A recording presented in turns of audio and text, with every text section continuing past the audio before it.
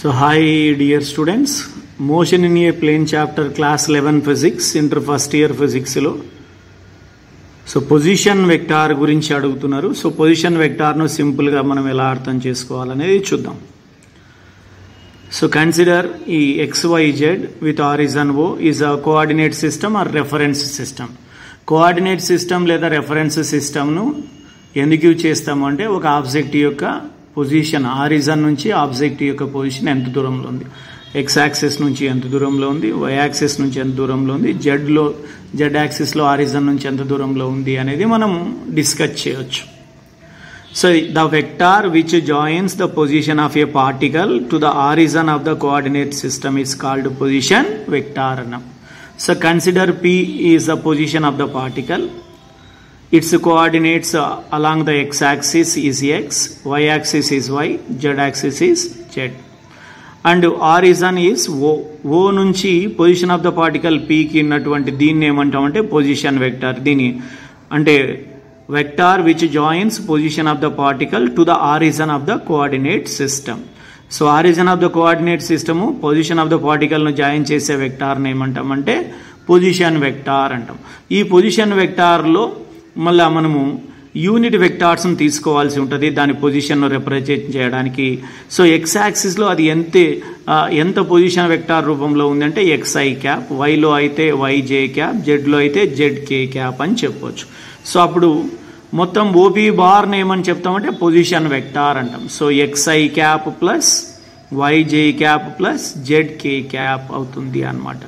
So coordinate axis along the x axis, y axis, z axis of position of particle P is x, y, z.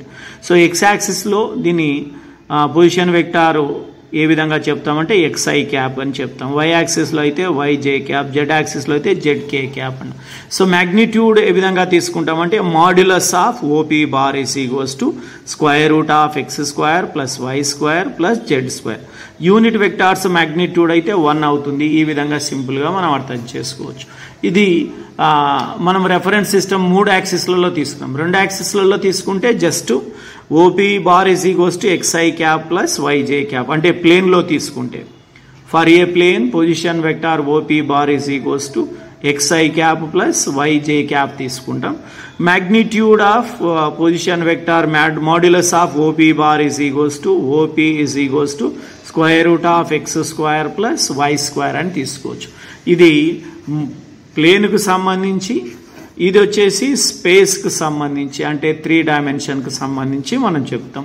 So ఇది సింపుల్గా position vector అని చెప్పవచ్చు. అంటే object horizon నుంచి ఈ coordinate సిస్టంలో ఎంతెంత దూరం పొజిషన్లో ఉంది. ఎక్స్ యాక్సిస్లో అయితే xi క్యాప్, వై యాక్సిస్లో అయితే yj క్యాప్, జెడ్ యాక్సిస్లో అయితే zk cap.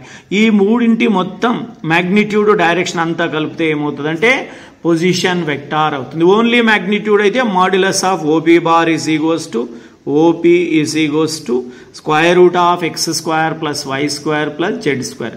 Magnitude of unit vectors మళ్ళీ ఏమవుతుంది 1 అవుతుంది. Magnitude of I bar, J bar, K bar magnitudes తీసుకుంటే అవి 1 అవుతాయి. ఇది పొజిషన్ వెక్టార్.